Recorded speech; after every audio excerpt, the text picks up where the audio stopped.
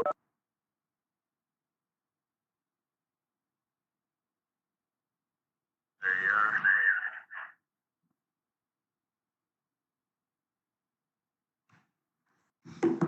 right, can you hear me?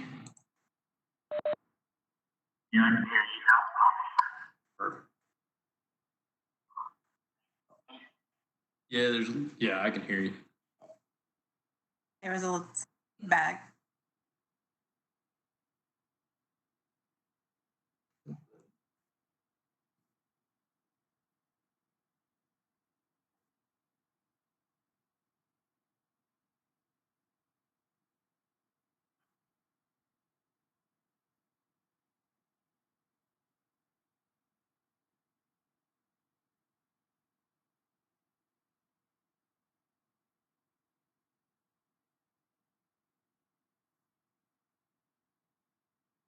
Are we keeping video off or on?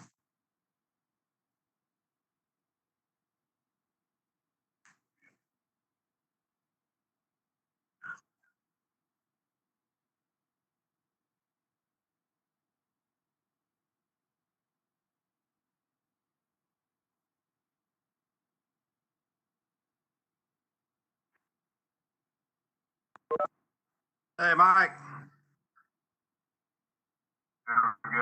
Can you hear me? You hear me?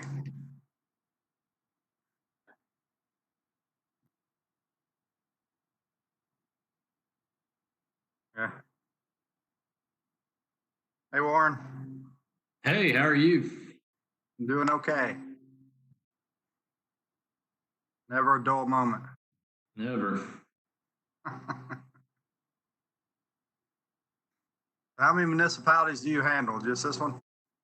As general counsel, we've got 4, and then special counsel, we've got about 8 or 10 more. But for meetings like this, there's 4 that lawyers in the firm represent, and one of my partners serves in the House, and so when he's in session, I cover his cities as well and do stuff. So. Are you on a suicide mission or something? What's that? Are you on a suicide mission or something? Yeah. Well, every one of them's got something different. So we did one by Zoom here recently, but streamed it by Facebook Live, and how'd it go? It worked pretty well. I kind of like the YouTube stuff, which I think we're using here. And every day I log into Zoom, it requires me to do some more updates as they get better at their security. But if it tells you anything, my financial advisor uses WebEx, and they're under a whole bunch of requirements for confidentiality. So yeah, that's good.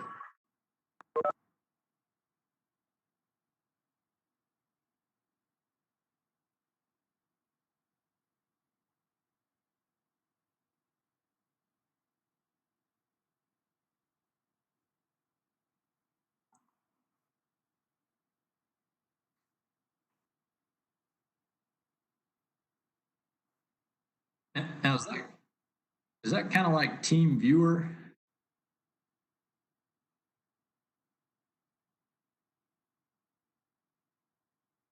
Okay. That's usually, yeah, Team Viewer is normally what happens when I mess something up, can't figure out how to fix it. I got to get IT to come in and, oh, damn. Hey, Deb.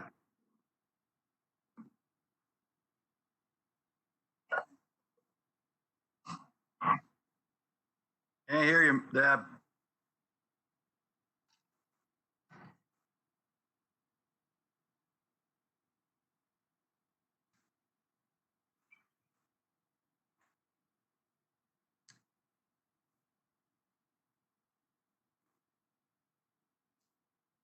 Hey, Mike, are y'all able to see other videos? Because I don't see anybody.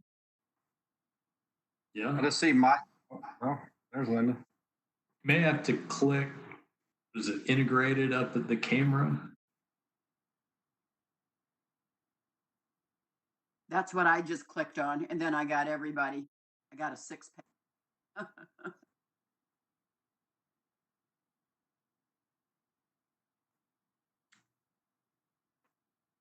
So what do you, okay, there, okay, I got it.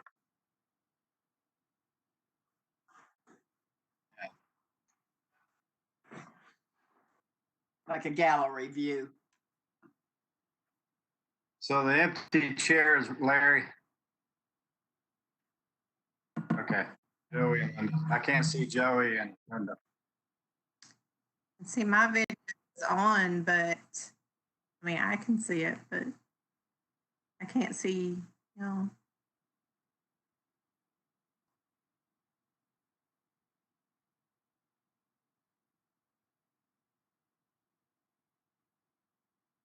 Joey, I think you need to unmute your microphone. You see the little red microphone, I think unmute it. There. And then your camera.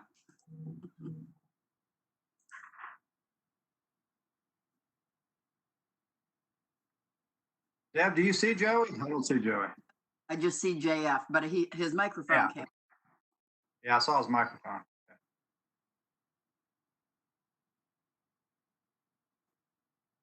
Is this scary? These cameras are stopped very, very, very nice to you. Well, you know, we used Zoom before, and Hey, the Larry. issue everyone was having with Zoom was Zoom bombing, where people would throw stuff up, kind of hijack the meeting. So Keith Nelms the other night made the joke that if someone emails in a Zoom bomb threat, do we all have to evacuate the Zoom meeting? Hey, Joey.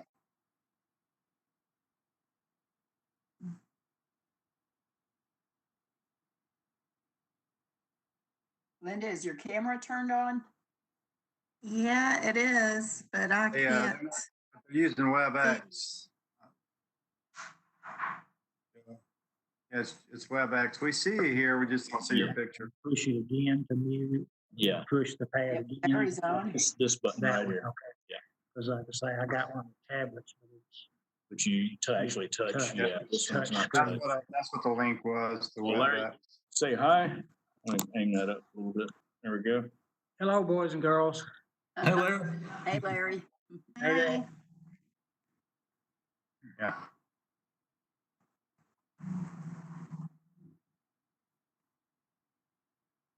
Yeah, try that.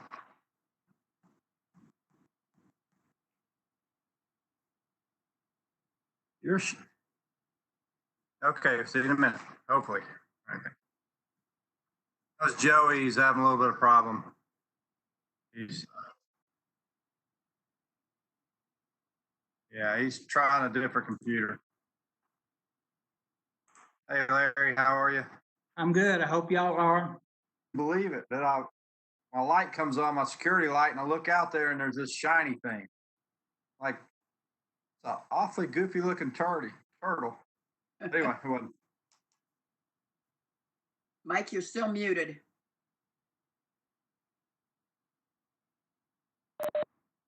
Larry, did you know we had armadillos? Pardon? You know we had armadillos up here? Yes, we hadn't had them too long, but somebody introduced them to us along with the coyotes. So Yeah. now there's the double problem. There's Mike. Sorry, Mike. Back. I would pull for the No, that's me. I would pull for the coyotes to eat the armadillos. Yeah, that'd be nice if we could talk them into it.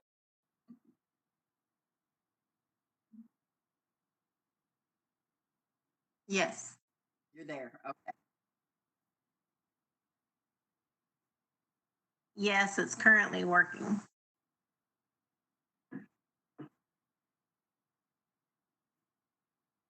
Well, I had to mute so y'all didn't hear it.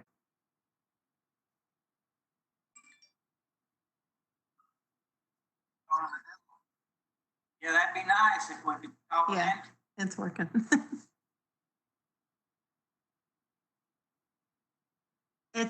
The sound is working for you too. Yeah, it's just a little.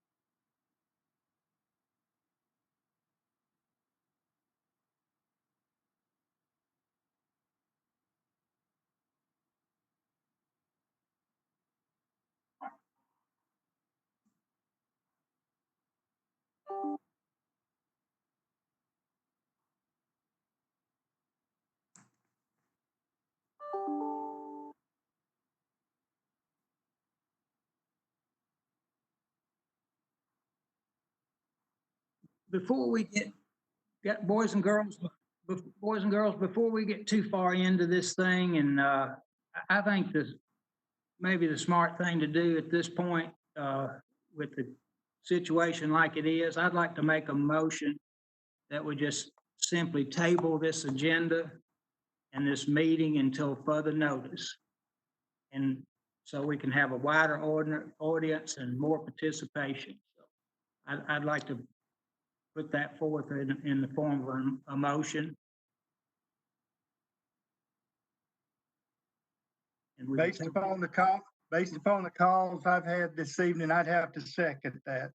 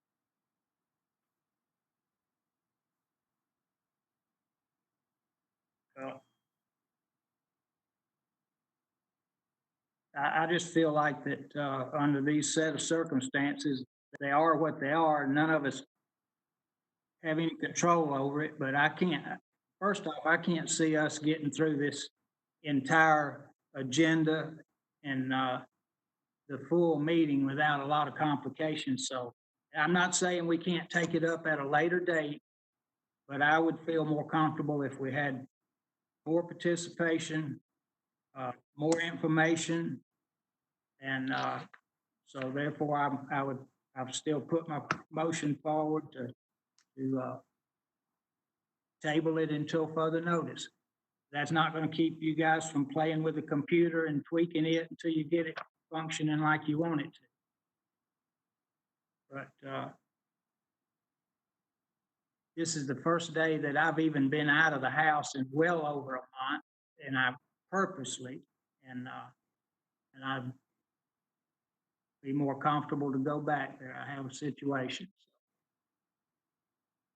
I don't want to introduce anything, any foreign, anything to my mom with her condition. And I think that's the easiest, simplest solution to the whole thing. So I make that motion.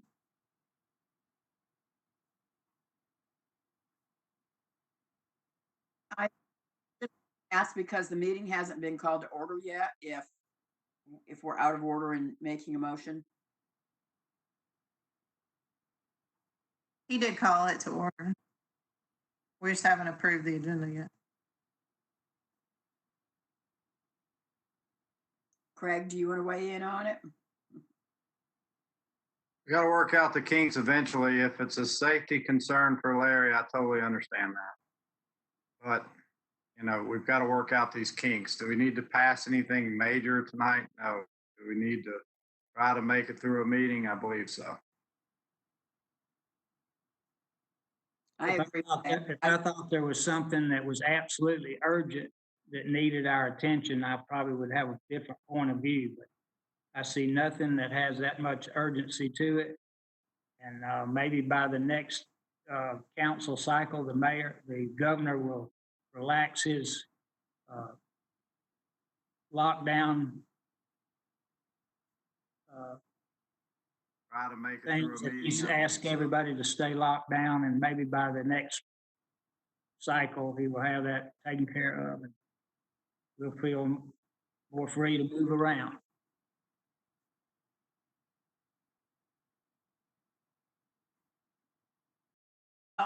I need to make any major actions on it. I do think that we do have a lot of people who participate on a regular basis who either can't participate or are not able to, are just not able to function as far as participating as of right now, and that may be improved on. But I still think we should at least have a trial run of a meeting of some kind tonight. So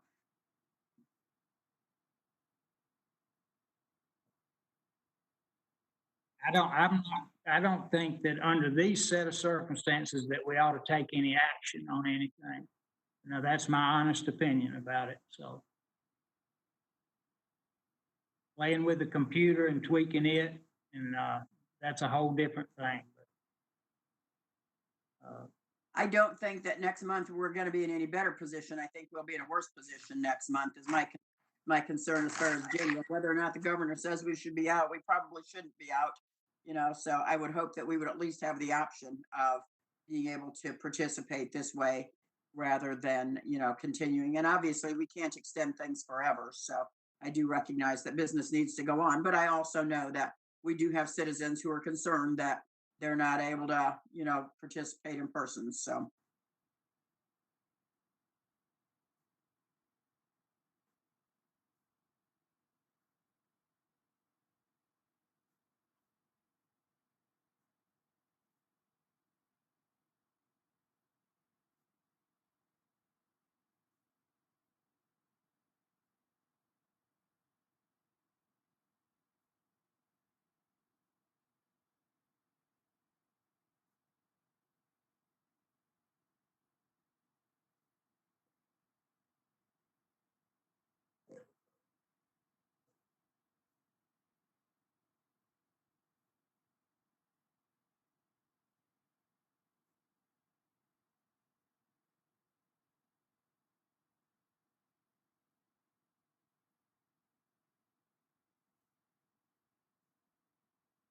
I'll make that motion.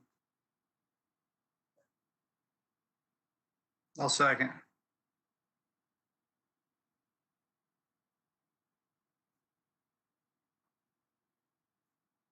I'd like to have the water operation agreement, I'd like to strike it from the agenda until further notice as well.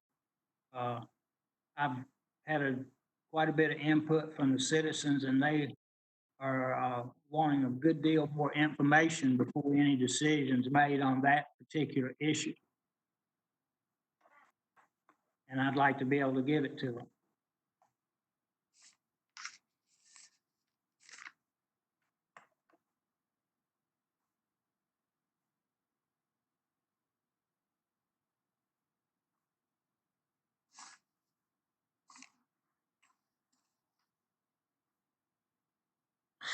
You'd have to have a motion to amend the agenda to strike that item.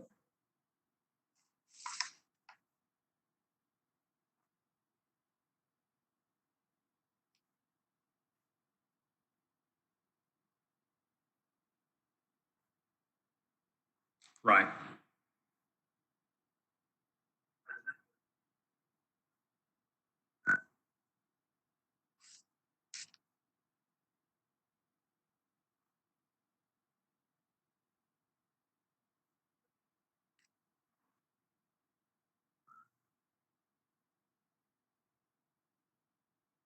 I'm in favor. We can discuss these matters. You don't have to pass anything.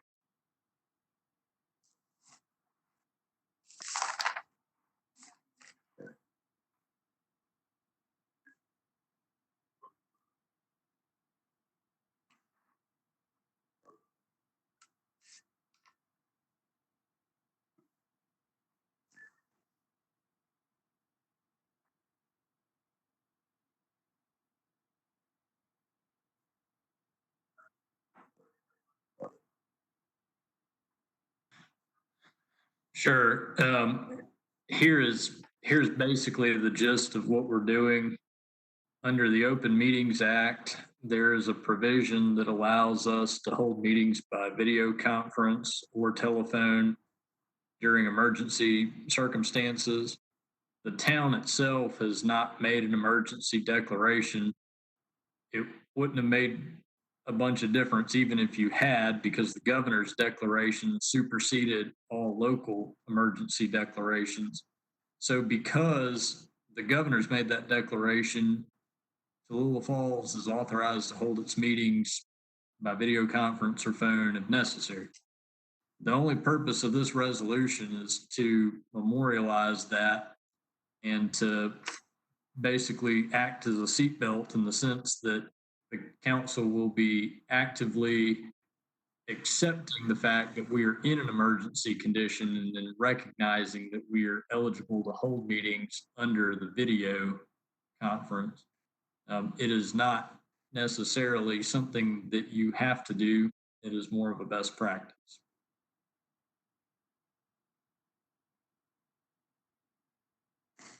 And then the other thing I guess I'll say on that is that I think the way we had done the resolution was it authorized any subordinate boards, authorities, or commissions to hold their meetings by video.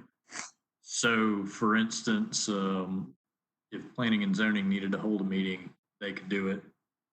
You know, alternatively, it could be done the same way the DDA did it, where the DDA adopted its own resolution.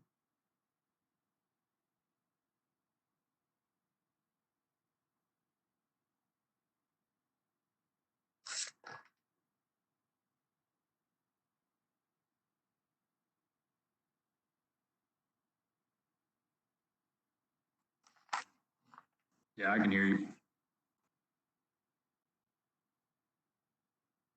Second, make sure this doesn't break the bank. All right, I was getting some feedback saying that they couldn't hear me on the YouTube feed, so I was trying to fix that while you were explaining the that resolution. So, I guess we need to have a motion to accept this resolution. Can I get a motion? Okay, Deb makes the motion. Do we have a second? All right. Craig seconds. Do we have any? For discussion, Warren, what does this resolution amount to in simple terms? Anything?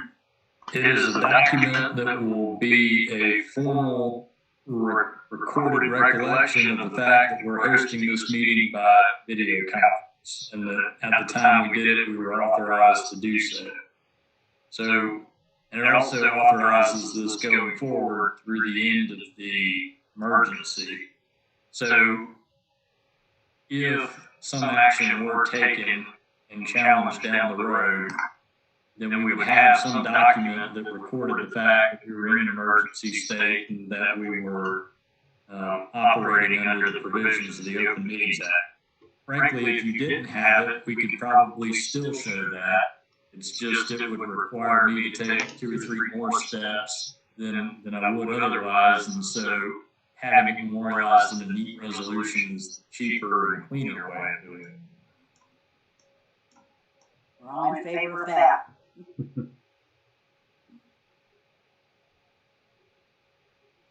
All right. Any further discussion? Any questions? And if I can, Larry, this isn't saying that you have to vote on any particular item or that you guys have to make any decisions or hold any meetings. All this resolution does is it authorizes you to hold the meetings via video conference.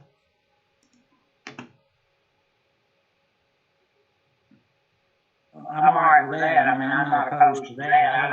I'm not real comfortable with it because I don't think you get enough participation. Here in a small town, and I feel a lot better when this room's full of our citizens that are listening and hearing firsthand what we're doing down here for them as representatives of their governments. Okay. Let me address one thing for you, Larry, real quick. We are actually streaming this live on YouTube, and people are able to watch. Now, they can't give us direct feedback through that link, but they can text us, and they can email us. There are ways for them to reach out to us right now. I had some people that were listening telling me that they couldn't hear my audio. So there is a way for the people out there to actually participate tonight. It's just not a conventional means. And it's not the easiest means either. and there is some delay. So I just wanted to mention that. Is there any more discussion about this resolution? The only reason I make those comments, Larry, is because I don't want you to think that by voting for this, you've decided anything other than just you're recognizing what's already in place. You might have to accept it in an emergency situation, which is what we have now. Going forward, it just makes a whole lot more sense in a town, especially the town size of ours. Gather up down here and have everybody face to face and have their say. It is only authorized when there is a declaration of emergency. And so you're not able to, we're not going to be holding meetings by Zoom or by WebEx forever. Once the emergency declaration rolls off, we'll go back to doing it the way that we have been. I'd probably be all right with that under those conditions.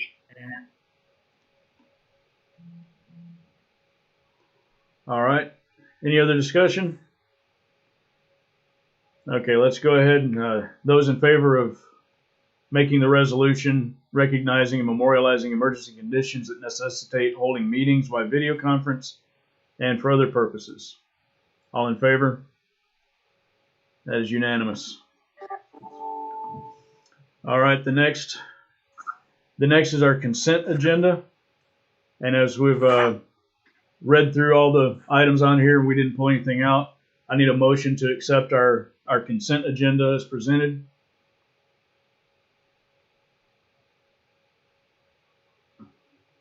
Which covers the council minutes from last month, the water, police, fire, financial, and DDA reports.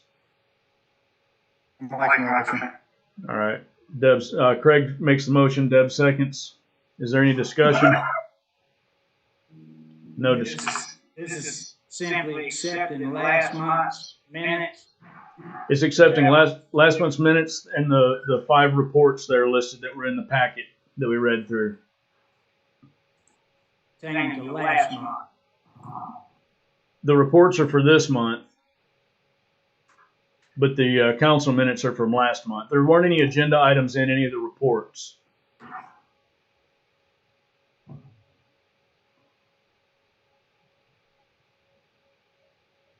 Okay, any further discussion? Okay, those in favor of accepting the consent agenda? Got Deb and Craig and Joey and Larry. Okay, that's unanimous. All right, attorney's report. I'll be pretty brief. We're in crazy times for sure. And as a law firm, we've been doing a lot of work for other clients related to analysis of new laws that have come into effect and various issues that are affecting the state. And to the extent that any of that information that we have already done the work on is helpful to any of y'all or to anyone else out there for that matter, I hope that y'all will contact me. I'm not looking to establish an attorney-client relationship in exchange for that information. It's just general information that we've already done the work on. So to the extent it's helpful, I'll be glad to share that with anyone who needs it. Appreciate that. Thank you, Warren. Yeah, Warren sent us an emergency declaration in case that they had prepared for other towns for us to look at no charge in case we decided we needed to make an emergency declaration. But since we didn't use it, but that is kind of the service he did provide. So we do thank you for that, Warren. It's been very helpful. Yeah. Glad to do it. All right. What about SDS? Did you have something on that? So on SDS, they went ahead and held the mediation. As I understand it, there was an impasse. So the mediation hasn't resulted in an agreement. And the next steps going forward will either be there will be more mediation or somebody will file a lawsuit and ask the court to resolve it. And where we stand right now is We don't really know which of those two options are going to occur. But it's kind of where that stands.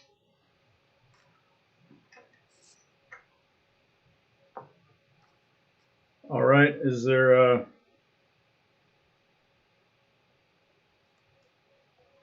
I'm sorry, I'm getting something from Linda here. Let me see.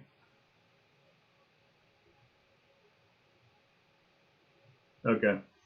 All right. Was anything else that you need to report? No. All right. For me. All right. Now you're hanging around because of the next item on our agenda, the public property use ordinance. Sure. So, uh-oh. I just got kicked off the meeting.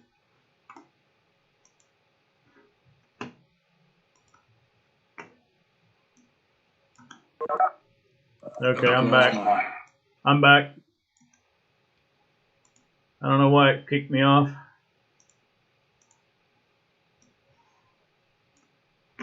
Nope.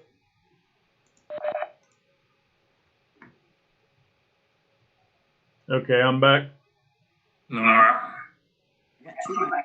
Yeah, we got two up there. I wonder why. It's interesting. Okay. All right. So we all know that last week we had the Verdinos in town, and what a lot of the public may not know, or maybe they do,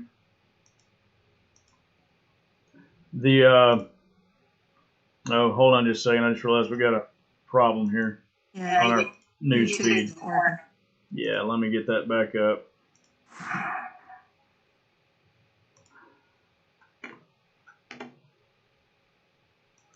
Oops, got the wrong one. Sorry. There it is. Okay, that should show back up pretty soon, Linda.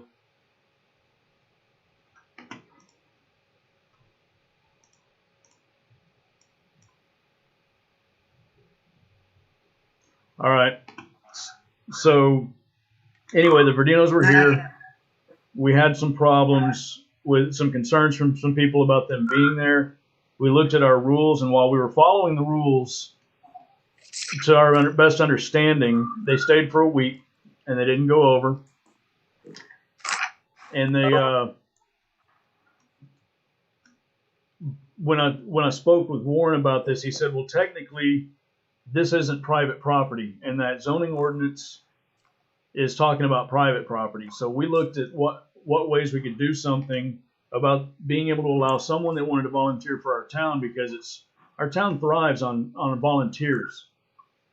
And if Gary and Donna are wanting to come in, or anybody else for that matter wants to come in and volunteer time for us, we want to make provisions for them to be able to do that. And I know there's been discussion about that this is something that we need to have a lot of people weigh in on, where I feel like the election results are the public weighing in on this, because there were a lot of people last year that were really upset that Gary and Donna weren't allowed to come and stay. And when I was talking to them during the campaign, they wanted me to assure them that we would work something out to make this happen. And they spoke 2-1 to that when they elected me. So I feel like the public has had the opportunity to speak to this issue. And so I think going forward with this is tonight is fine. We have a few people that oppose it. I get that, but we can't let the vocal minority run the town. So, so here's our ordinance as presented to the council. Y'all have all gotten to read through it. I think Craig has a great idea. He pointed out in an email that we really may want to talk about changing the approval process to include the council instead of letting that rest all on the mayor. And I tend to agree. I think that needs to be something that might need to be changed. So I'd like to get a motion so that we can discuss this. A motion to adopt the ordinance as presented with a modification that we change the approval process to include the council instead of just being the mayor. And can I get a motion to that effect? Well, I'll make a motion to do that. I'd like to remind you that, when it comes to an ordinance change, our normal process that is put in place is for it to go before the planning and zoning board. And then they have their input and their recommendations, and then they bring it before the council. Okay, Larry, you're out of order right now. We'll get to that in just a minute. I need to have a second for discussion. I'll make a second to discuss. Okay, Deb, you make the second. Okay, Larry, this is not a zoning ordinance change. This is a regular ordinance. We're not touching anything in the zoning ordinance. We're not changing the existing camping ordinance at all. That's still in place. It'll still be the same. This is an ordinance that exists in our just normal ordinance body. So now That whole purpose of planning and zoning to have them in place for any changes we wanted to make. That they have their input, their recommendations and their suggestions, and then they bring it before the council. And I thought, I don't see why this wouldn't be in that same category, because this is an ordinance, just like hundreds of others that we have. Warren, do you want to speak to that? Sure, I can. So I think last month we adopted a couple of ordinances that amended ordinances that we already had, and those haven't gone to the Planning Commission. For example, the office hour changes for City Hall was actually done by ordinance because we had an ordinance that set them. So if we wanted to change them, we had to amend that ordinance.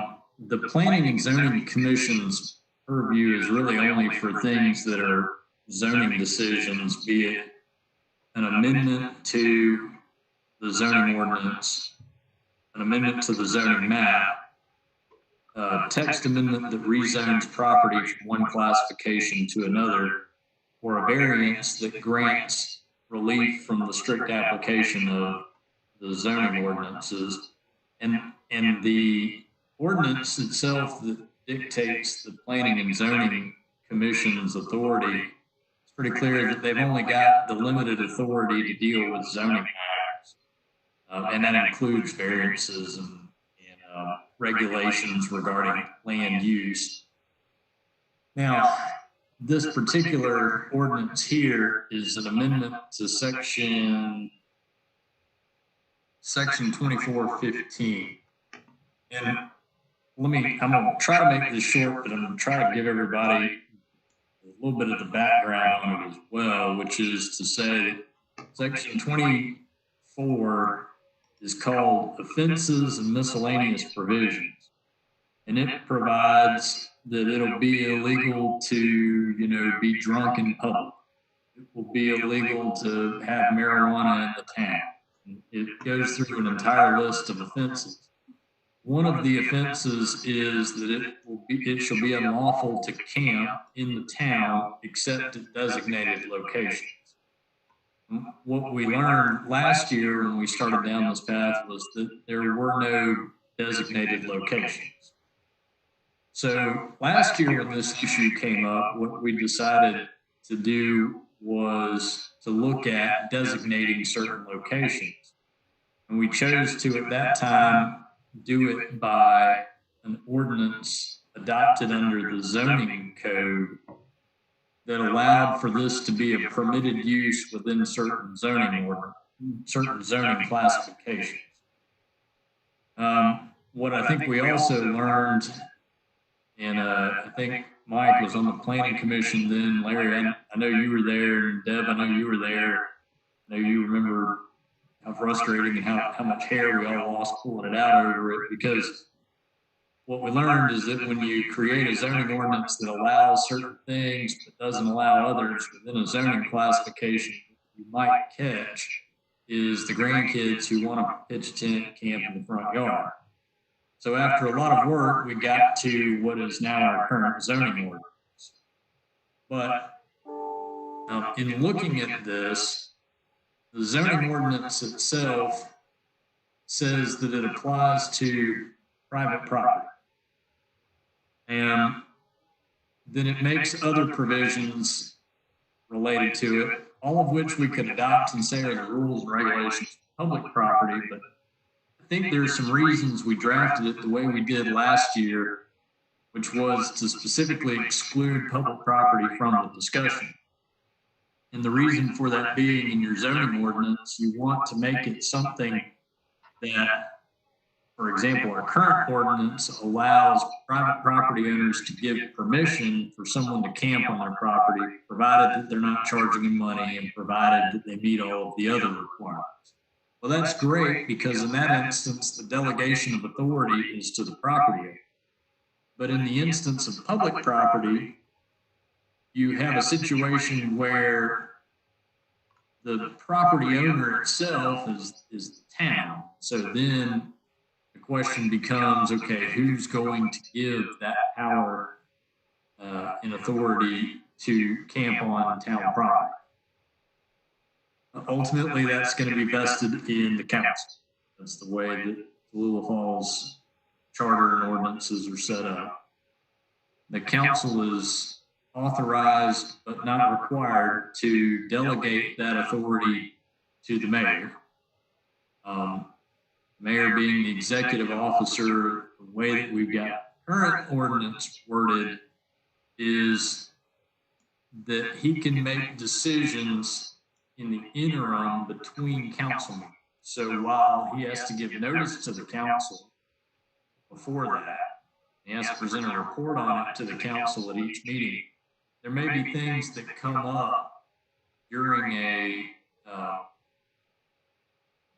time period, and I'm presuming, but not forgetting, that we haven't adopted the ordinance. But if we do adopt something like this, and the council were to approve somebody camping on public properties in exchange for the provision of services, and something came up between the council meeting at which council approved that and the next council meeting, that person needed to be removed or otherwise something had to be done, then rather than reconvening a meeting with the entire council, council would have then delegated the authority to the mayor to make certain decisions, at least until that next meeting comes around, in which case the council could then make whatever decision it wanted to. So the intent was basically to make it flexible and workable until you got back to that next meeting.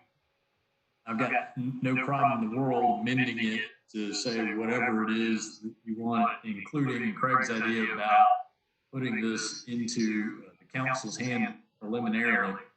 But there's probably a little bit more that would have to be changed in this, other than just striking, one or two sentences and rewording.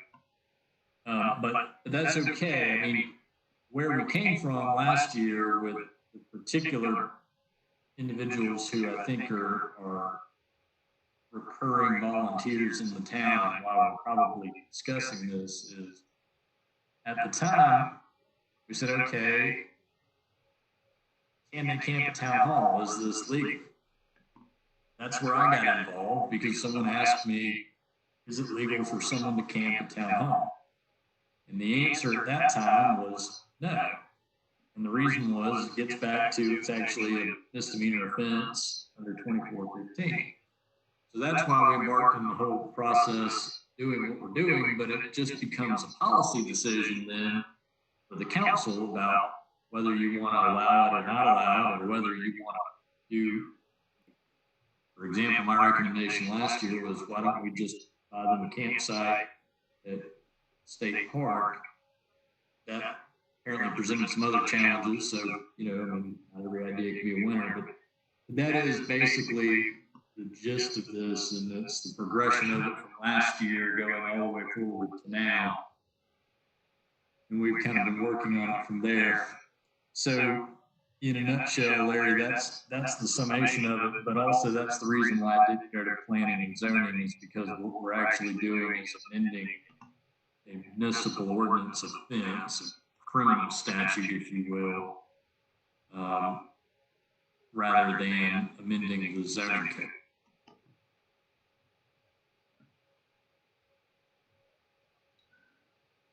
Well, I think as far as this issue goes, it should be in the hands of the council and along with practically every other, decision should be in the hands of the council, because I've always been under the impression that we here in Tallulah Falls were under a weak mayor system, which simply gives the council the sole authority to govern the city and the mayor the right to vote in the case of a tie. Well, that being said, I don't see why this wouldn't go directly under the authority of the council, along with almost any other issue that may come up now or in the future. Yes, it is certainly within the purview of the council now, other than to say, you're correct, the quote unquote weak mayor system probably needs some interpretation. The power, by and large, in Tallulah Falls is vested in the council. But section 2.23 of the charter specifically says the mayor shall be the chief executive of this town, and he shall possess all the executive and administrative powers granted to the town under the Constitution and laws of the state of Georgia, and all executive and administrative powers of this charter. Then it goes on specifically to say it should be the duty of the mayor to see that all laws and ordinances of the town are faithfully executed, exercise supervision over all executive and administrative work of the town, provide for the coordination of administrative activities, be the official head and spokesperson for the town, service of process and ceremonial purposes, sign as a matter of course all written contracts, ordinances, other instruments, etc. Vote as a member of the town council to break a tie, prepare and recommend an annual budget, and fulfill such other executive and administrative duties as the town council shall by ordinance establish. So what I'm saying there is that the council, while what you're saying, Larry, is true, the council has the ability, but not the requirement, to delegate certain administrative tasks to the mayor. So if what you all are considering, and I'm not expressing an opinion on the policy decision, I'm only expressing an opinion on the legal aspects of it. But that being said, if the council decides the policy direction it wants to go is allowing people to camp on public properties, then you may want to consider delegating some authority for the oversight and management of that to the mayor. You may not. If you don't, then the only other thing that you can do is every time there's a question that needs answering, you'll have to hold a public meeting.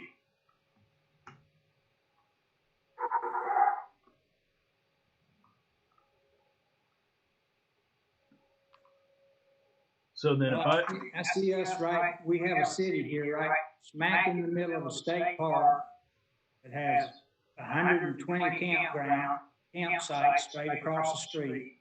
We have a sizable campground just up the road and one a half a mile from that one. So I would say roughly within 3 miles of where I'm sitting, there's probably at a minimum of 400 campsites. And we're sitting here discussing whether we want to let somebody camp behind City Hall. From a practical standpoint, it doesn't make a lot of sense to me, but that's just my opinion. Well, and again, the way that the charter and ordinances are worded is, it is up to your opinion, and it's up to your colleagues' opinion on that. So I'm here to tell you the legal way to accomplish whatever your objectives may be, and if your objectives are illegal, I'll tell you that too. But the policy decisions are going to rest with you. I'll leave it at that unless you've got a question.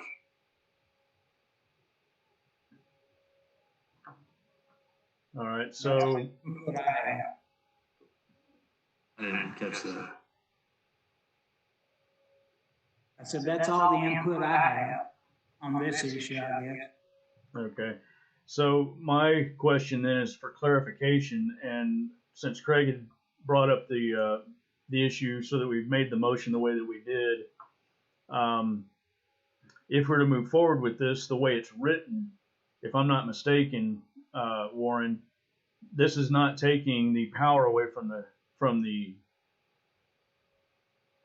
council. It's just saying that in the interim, the mayor can allow the permit until the council can gather and weigh in. And at that point, then whatever the council's decision is final, and the mayor can in no way override that. The way this works is it says that in order to camp on public properties, you have to apply in writing to the town clerk and receive permission of the mayor. That's number one. But so it's your permission, but then if you look on down below, section 5, it says the mayor shall provide written notice to the council members, town clerk, police chief, and fire chief prior to the commencement of each particular use of the public property for camping. And you've also got to give them all of the application materials, which includes background check and things of that nature. And then if you keep on going down, it says,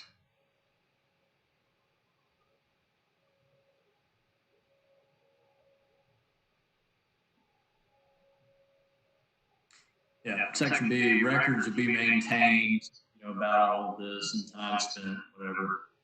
Mayor shall provide these reports to the council at each regularly scheduled meeting.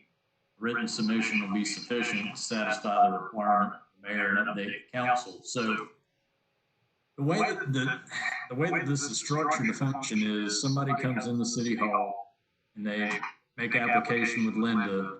Linda's going to come to you, Mike. You then decide whether you're going to approve it or not, and Tanya will run a background check. You'll review that background check with her, and if you decide that you're going to approve it, you give notice to each and every council member along with all of the items that are encompassed in the application. And then, during that time, so let's say that we have a meeting tonight, the ordinance gets passed, somebody shows up tomorrow and makes an application. You let them do it starting Monday, right?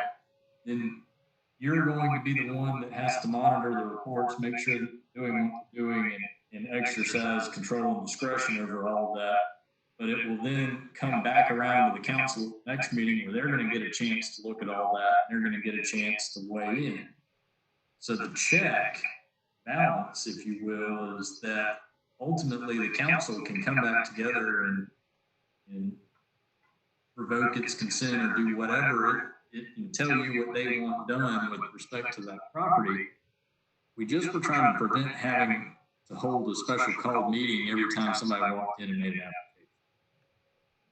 So then if I was to turn all that into the council, each and every member, and the majority were to get back to me before the event started and said, we really don't like this idea, then it would be wise on my part to cancel that agreement and say, no, the council's waiting, without having to get an official vote from council. I could theoretically override that and let them go ahead and stay, but that wouldn't be wise. Yes, that is correct. So if you gave notice to the council before that person started camping, and the overwhelming feedback is, no way, Jose, you did it anyway, council could call a special call meeting and overrule you. Okay.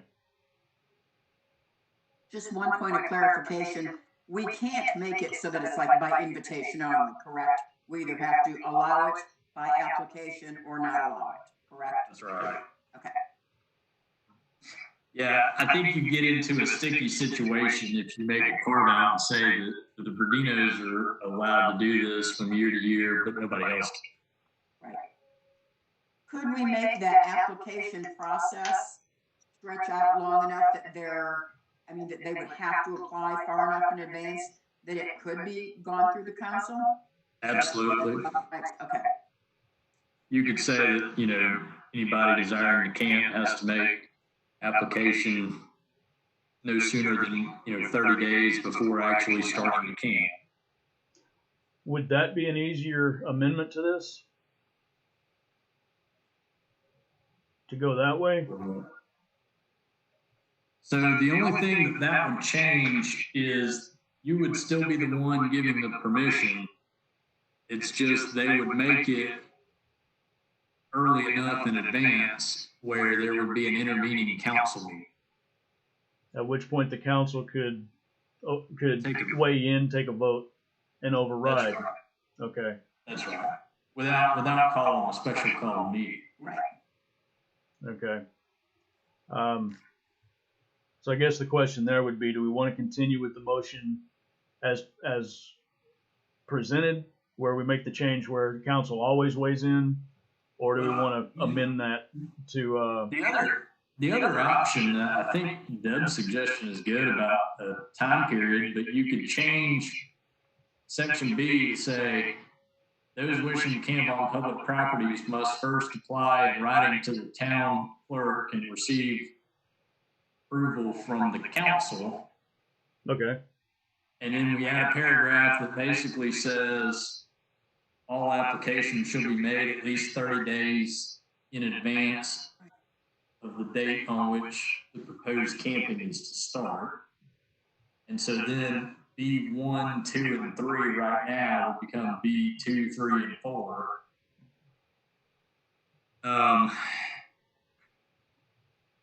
Everything else would basically stay the same, except we would strike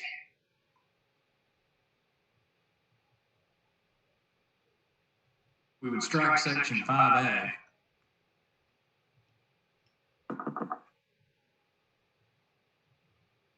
And, because there wouldn't be any need for the mayor to give notice to the council members. You're going to be the ones deciding. So we just strike that. I'd be inclined to leave it in, because that way the mayor is being forced to go ahead and present that to the council before the council meeting. Sure. So I would feel more comfortable leaving that in. Yeah, it would be fine. I mean, if you have stuff in there that's a nullity, that's all happens. And I mean, I'm doing this kind of on the fly. As you do this and draft ordinances, sometimes there's things that change part of it, unintended consequences happen. But as I'm looking at it here, I think that would probably accomplish what I've heard from some of y'all. I mean, doesn't quite get us past the threshold question. Do you want to allow for camping? But if you do, I think that is a way that would be policy-wise, legal structure-wise, a sound way of doing it. Council retains the power to approve or disapprove. Okay, Craig, would that meet your requirements if we did something along those lines? Yeah, I believe so. I'd like to read it. I know we've discussed it, but there's any way we could table it, have the ordinance revised, and then relook at it again, since we're not in a big hurry, I don't think. Yeah, we would want to have something ready. I think the Verdinos would be wanting to come in June. Deborah, I don't know if you know any better timeline on that. I don't. Okay, I think they're wanting to be here sometime in June, so that would give us the next council meeting to finalize this, and then that's also going to give us the time for some public input. That's correct. So You may be creating a slippery slope here by having a waiting list for the one and only campsite behind City Hall. I don't know how smart that is. My opinion is that by doing this, we would have the flexibility to do that if we wanted to, but that it wouldn't prevent us from, say, suggesting that somebody stays in one of the other designated camping areas too, but at least it gives us the ability to do that if that is what would be the best case scenarios. I think Joey's got something he wants to say, but his mic's muted. See him talking. Maybe he's talking to us. Not only that, but there's two additional comments that I've got. One, are we putting any kind of time limit in there, or is this just basically where somebody can come in and stay, basically have a free place to stay indefinitely? Is there any kind of time frame that's being put on it? And what goes along with this campsite? Is it a key to City Hall? As I understood it from this last time, the individuals that were there had free reign to City Hall, which we don't even allow that right now to our own residents.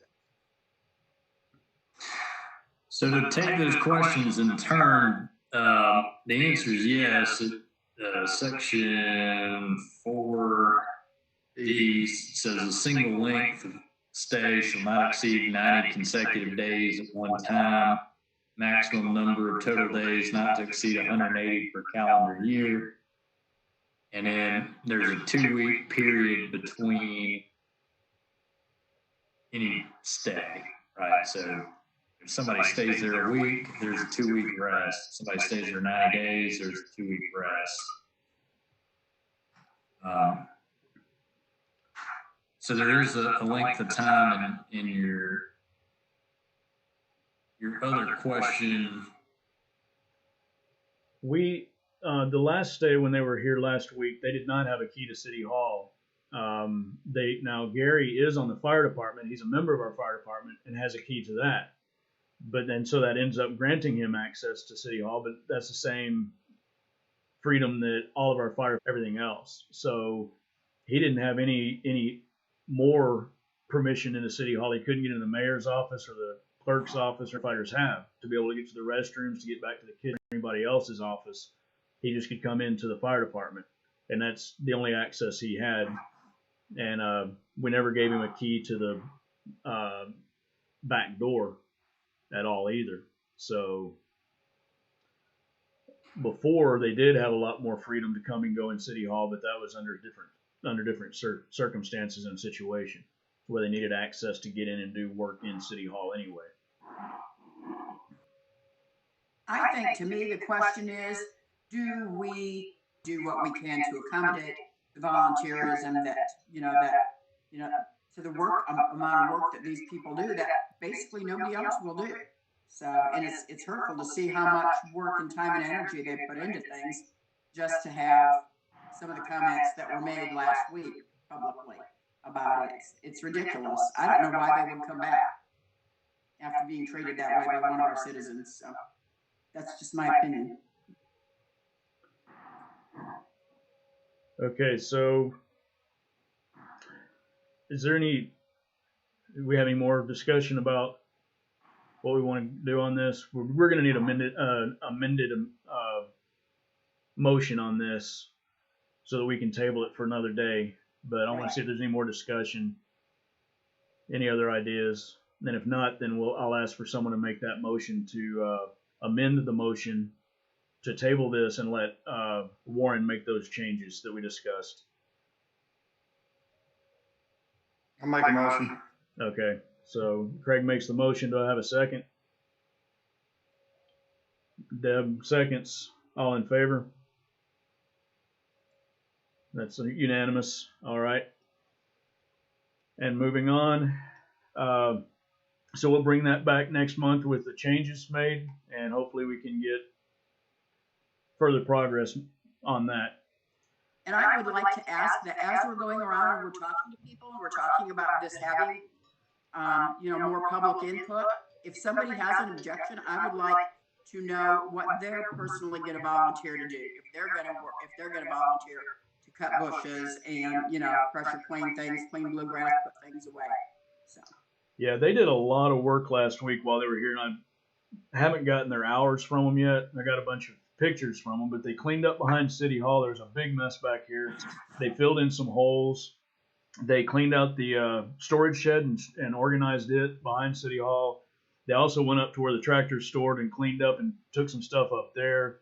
And there's a lot I of don't work know up. if anybody's looked, but that's a huge mess up there. We've outsourced things to such an extent that there's nobody who really wants to take care of just picking up litter and taking care of, coordinating that mess up there at the shed. I saw that. I couldn't believe it. There was just plain old garbage dumped up there. Yeah. So there's plenty of work for someone who's willing to volunteer, and we currently don't have a handyman to be able to do these things, and don't have the finances to hire someone to that position either. So, all right, let's go on to the water situation. I want to preface this by mentioning that I reached out to American Water after our tanks went dry for a third time within a year, and that was further accentuated my desire to look for another company. One because I came back with a bid that was much lower, and anywhere from $450 to $600 less than what we're paying now. And when I was trying to figure out a way to address the situation so we wouldn't run out of water again, all the locks were changed, and I couldn't go up and poke my head in the tank to verify how much water was in our main tank. And I was kind of flabbergasted. I was trying to figure out some way for us to be able to maintain this so we wouldn't have to pay $1,400 for them to come out and refill our tanks, which is what it cost us last time to run out of water. They charge us $1,400 to come and put water back in our tanks that they let us run out of. Now, I realize I've talked about SCADA systems and all these other things, but there are easier ways to manage this and less expensive ways to deal with these problems and prevent our tanks from running out like that. So that's why I presented this. And Lauren with American Water Services says we can do this on a month-by-month basis, or we can make an official contract. The last agreement we had is essentially a month-by-month basis, and was just an agreement that was signed that said what they would provide for us. So you all have that agreement with us. To me, it looks like apples to apples, but I'd like to hear back from Craig. He's looked into it pretty heavily, I think, and get y'all's input. Yeah, there's two ways to look at this. There's cost, obviously, and then there's service. Services seems to be really, really important to the community, which it may weigh more than the cost. That's something I haven't been able to check in on. Now, cost, I've looked over the two proposals. Mike's dead on. It is definitely cheaper to go with American. As everybody says, cheaper is not always better. I understand that. But it's worth taking a look at and checking in on some of their clients and see how their service has been. Now, I did make a call to two of their clients, see if they had any references, but on such short notice, I didn't get any call back. So I'm waiting. Under my opinion, I would like to table this to another meeting. I hate putting things off. I'm not wanting to do that. But I need more research on the service side. And sorry for not looking into it sooner in this meeting. I was having a problem viewing the original agreement with EMS due to a PDF. I don't know how to explain it, but anyway, I couldn't tell the cost. Now that I've got the cost, I would like to study a little bit more on the service side of it from Americans' customers and talk to them before we make the decision tonight. If that makes sense. That's my opinion. Okay. Anyone else? Well, I think we're just doing our due diligence in looking to whether, it's a very, very costly thing. The amount that we've been spending, even, to have things the way they are. So it's just doing due diligence in order to, see if we are getting the most amount of service for our money. So it's well worthwhile, and I appreciate the time that's gone into the research so far. And I agree with Craig that, I want him to have the time to be able to look at this and make sure that we get some good references before we make the jump. So, and things are stable right now. So. Right.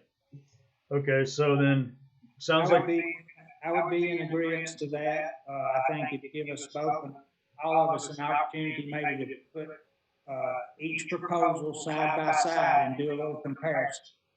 Because some of the things that one company offers that they charge for, the other company includes it. So I would like the opportunity to look at it in detail and compare apples to apples. So I'd like to do as Greg suggested, that we table it and do a little bit more research on it and Okay. then make a final decision. All As right. to whether we even want to make a change. Right. Because, to my knowledge right now, EMS has done a pretty good job. I know they've done everything we've asked them to do, plus some. And so for those reasons, I would agree with Greg and like to research it a little more before any decision or votes made on it. Right. And All make right. sure our water commissioners tied into that. Yeah.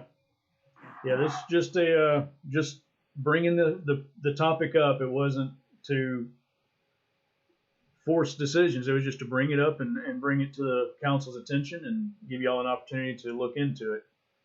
I do want to point out that American Water. That's due diligence. Yeah.